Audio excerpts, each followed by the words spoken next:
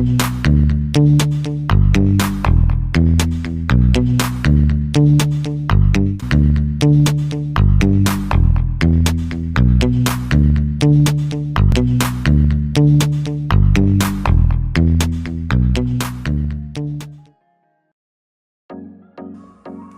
c'est Cyril de Delta, votre partenaire biomédical. Aujourd'hui, nous allons voir quelles sont les 4 questions à se poser quand vous voulez faire un test de sécurité électrique.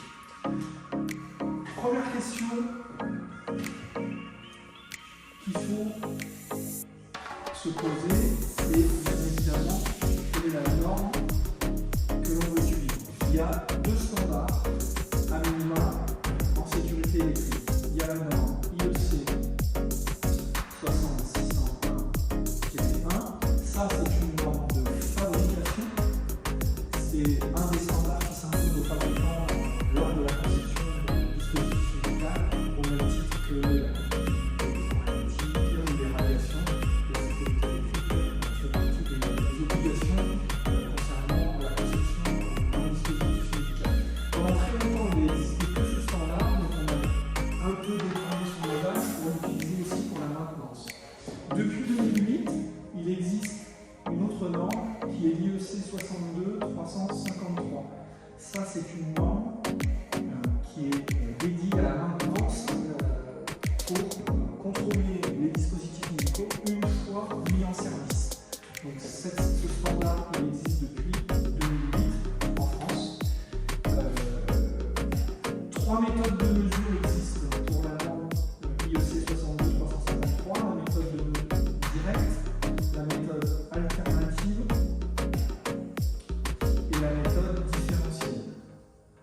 Attention, les limites ne sont pas les mêmes en fonction des méthodes de mesure, et donc le fabricant qui vous spécifie de suivre la norme 62353 doit vous indiquer quelle méthode de mesure vous devez suivre.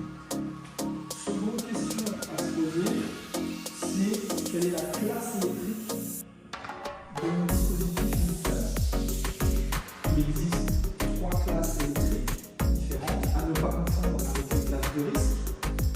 Les appareils de classe 1, les appareils de classe 2 et les appareils dits de classe AI, pour une convention interne qu'on appelle aussi IP pour Internal Power et qui s'appelle UBTS, de basse tension de sécurité.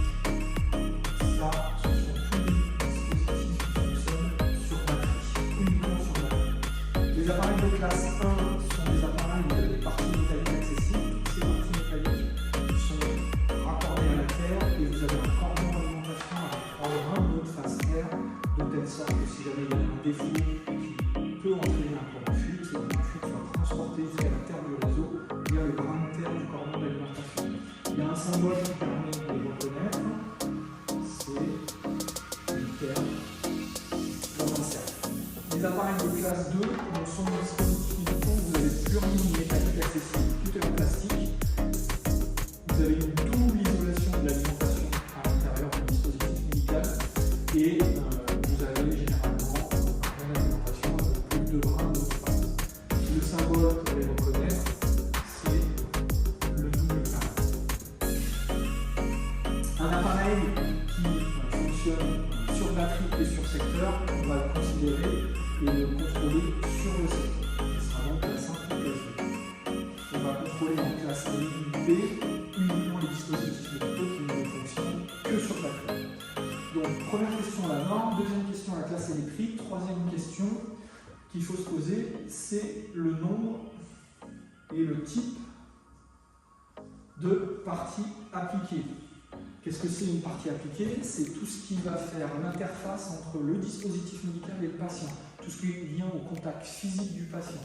Donc elles sont classifiées, il y a 3 types de parties appliquées différentes, le type B, le type BF et le type CF, body floating, cardiac floating, avec des symboles qui permettent de les reconnaître, le bonhomme seul, le bonhomme dans un carré et le cœur dans un carré. Donc, ces 3 questions, ce sont les fabricants qui doivent vous indiquer quel standard vous devez suivre, quelle est la classe électrique de votre dispositif médical et quel est le nombre et le type partie appliquée de ce dispositif médical. Donc, la dernière question qu'il faut toujours se poser quand on fait un test de sécurité électrique, c'est est-ce que je dois faire des arrêts et des pauses pendant mon test?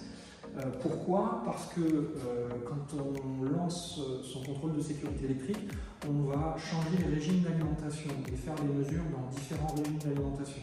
On va couper le secteur, remettre le secteur, inverser les polarités, couper la terre, etc. Certains dispositifs médicaux, par exemple, qui comportent des disques durs, ne vont pas forcément apprécier qu'on leur coupe le secteur brusquement. Donc à ce moment-là, on demande à son testeur de sécurité électrique de faire une pause. Ça nous laisse le temps d'arrêter ces disques durs et de reprendre une fois cette action faite. Pareil, il y a des dispositifs médicaux, quand on remet le secteur, c'est pas parce que le bouton à l'arrière du dispositif est sur on que l'appareil va démarrer. Il faut parfois avoir une action complémentaire pour démarrer véritablement le matériel. Ou certains dispositifs médicaux ont un temps d'autotest avant d'être dans la bonne configuration. Donc si on ne spécifie rien à son testeur de sécurité électrique, lui il va changer le régime d'alimentation et faire ses mesures, et en fait vous avez fait vos mesures avec l'appareil en veille, ça n'a pas un grand intérêt. Donc on va pouvoir demander à son testeur de sécurité électrique par une simple case à cocher de faire des arrêts pendant le déroulement du test. Donc toujours répondre à ces 4 questions pour pouvoir faire son test correctement. 1. Quelle norme je dois appliquer? 2. Quelle est la classe électrique? 3. Le nombre et le type de partie appliquée. Et dernière question fondamentale, est-ce que je dois faire des arrêts ou pas pendant mon test de sécurité électrique? On se retrouve dans une prochaine vidéo pour regarder comment on configure l'ensemble de ces éléments avec le logiciel pour pouvoir piloter et configurer correctement son test de sécurité électrique. A très bientôt.